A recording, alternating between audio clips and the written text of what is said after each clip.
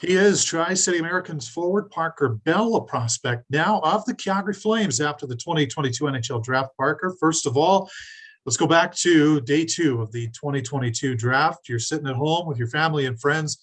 Your name comes on the board. The Calgary Flames select you in the fifth round. Take me through that moment. Take me through the reaction and how special it is to have seen and heard your name called at the NHL Draft.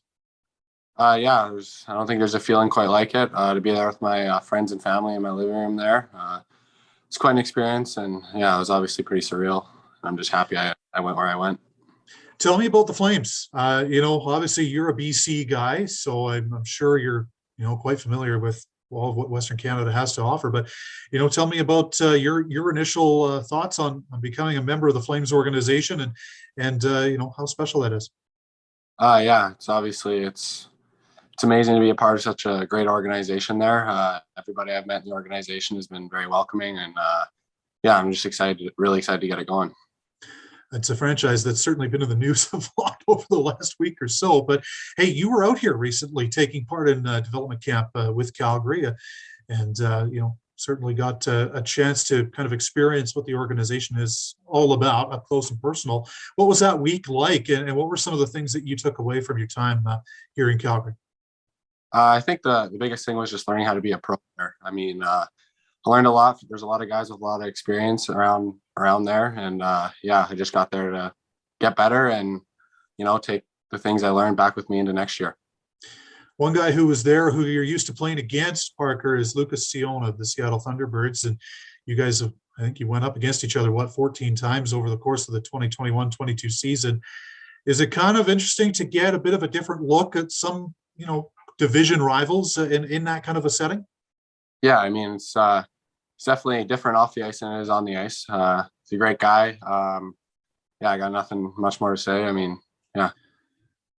Tell me about your season with the Tri-City Americans. It was a younger team, and you can really start to see the signs, I think, of a promising group led by the likes of yourself and Jake Sloan and to name a few as we move forward into 2022-23. But take me through what playing in Tri-City has been like for you, and just the memories that you've been able to share there.